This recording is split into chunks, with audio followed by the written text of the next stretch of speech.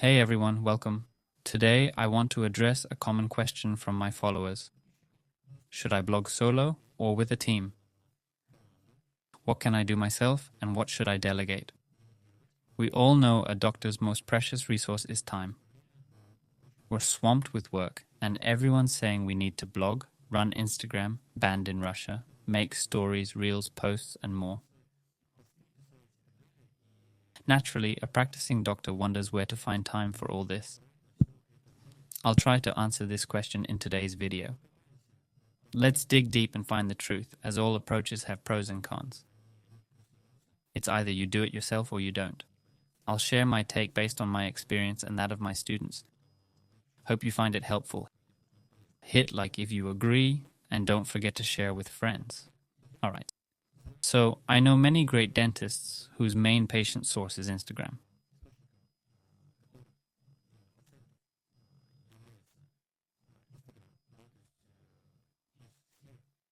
Of all patient sources, Instagram's at the top, right? What unites these doctors is that they manage their social media themselves. Even your favorite doctor. Duval runs his own Instagram account. He doesn't let anyone else access it. Only he has control over his Instagram. He understands it's a powerful resource for attracting patients. Here's an example of how Instagram can build your reputation and attract global patients for high-end treatments.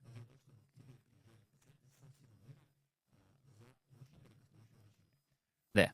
We're not ignoring expertise and professionalism, but today we're focusing specifically on Instagram promotion.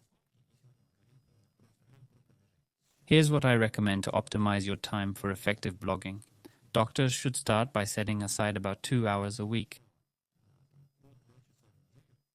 Let's say you have Sunday off. Take those 2 hours and schedule them for your blog a month in advance or even longer if possible. Without dedicated time in your schedule for blogging, you'll either do it poorly or not at all. The idea of I'll blog later when I have time never works out. There will never be enough time. You need to create a space in your schedule from the start that's specifically for blogging. Treat your blog as if it's a part of your job. Because, in essence, it is. It's crucial to understand that blogging can significantly improve your dental practice. Again, it's important to be clear about why you're blogging in the first place.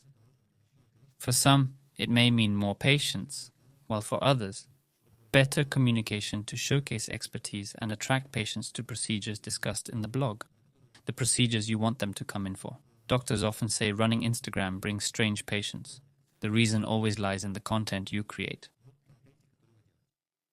If your content is poor and superficial, chasing views, you'll attract similar patients.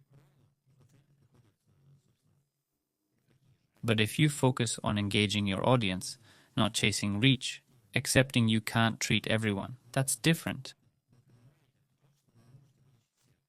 You're a doctor, not a blogger. You don't need millions of views, as you and your clinic have limited capacity.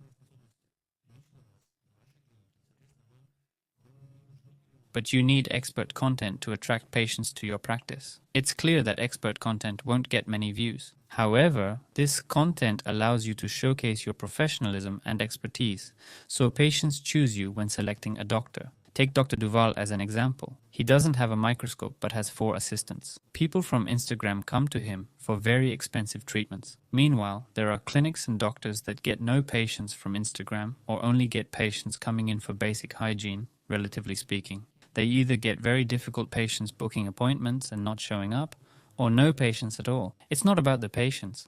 It's about you. It's about the content you put out there. This ties back to the topic of today's video. If you don't want to run your blog, and only do it because you feel you have to, if you look for others to help without truly engaging with it yourself, your content will be very superficial. You might get views and reach, but it's unlikely to convert into real patients seeking serious medical treatment. That's why I always recommend doctors run their own blogs, especially early on, so you can experiment with all types of content and learn to create stories yourself.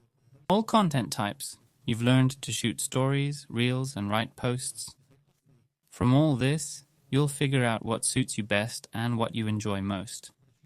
Every doctor has their own strengths. For instance, someone might excel at video, feeling totally at ease with it.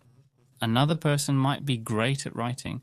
Trying different content types will show you what you like best, where you're most useful, and what inspires you. What doesn't interest you can be delegated to others. You don't need to edit reels yourself, there are specialists for that. But try filming reels yourself first to understand who you need on your team.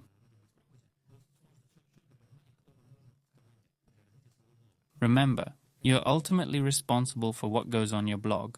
You must check everything that's sent to you. It's better to have a team to help with stories, but learn to shoot them yourself. Initially, shoot well, so you can send footage to an editor for a great final video. The same applies to reels. Immerse yourself in filming to improve.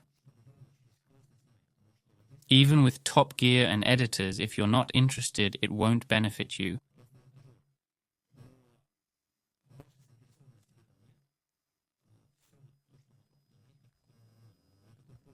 What matters is that you enjoy it. For your blog's early stages, set aside about 2 hours on weekends. Use this time to write posts, brainstorm ideas, and plan content for the upcoming week. And then you find specialists for each of your tasks, because you need to understand that an hour of a doctor's work and an hour of an editor's work cost very differently. You don't have to do everything yourself, but you should be the main person responsible for how your blog looks. When you completely outsource your blog to other specialists, it's always noticeable. If you post content that you didn't write yourself, it's always apparent. Many doctors make the big mistake of transferring responsibility to other specialists, like 20-year-old social media managers who took some online courses, and they communicate with your subscribers on your behalf. Firstly, it's not very respectful to your subscribers, because, well, it's obvious.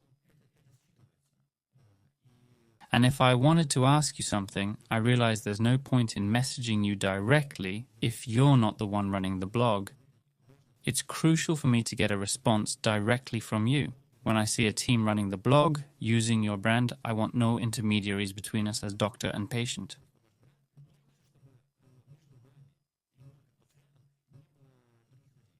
Yes, you can have specialists help with filming and editing, but having others write posts for you is a big mistake.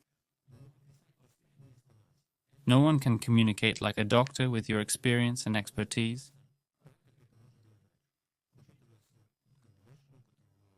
You simply need to allocate time for this.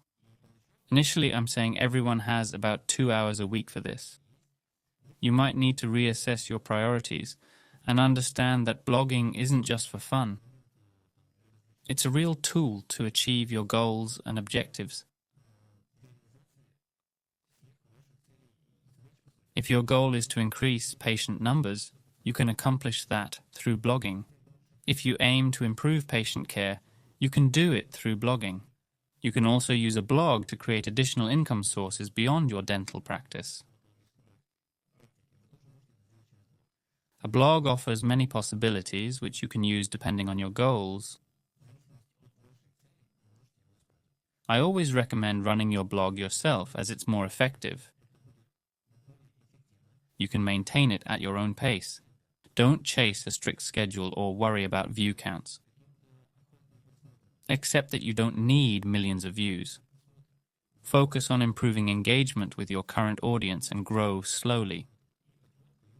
Your audience will grow naturally if you create valuable content. Move at your own pace, but it's more effective if you do it yourself. Please write your questions in the comments below. I'll try to answer them in upcoming videos. If this was helpful, like, share, and leave feedback in the comments. Thank you for watching. Good luck with your blogging journey. I'll leave a link to a free dental blogging checklist below. Share your questions about dental blogging for future videos. That's all for now. Bye-bye.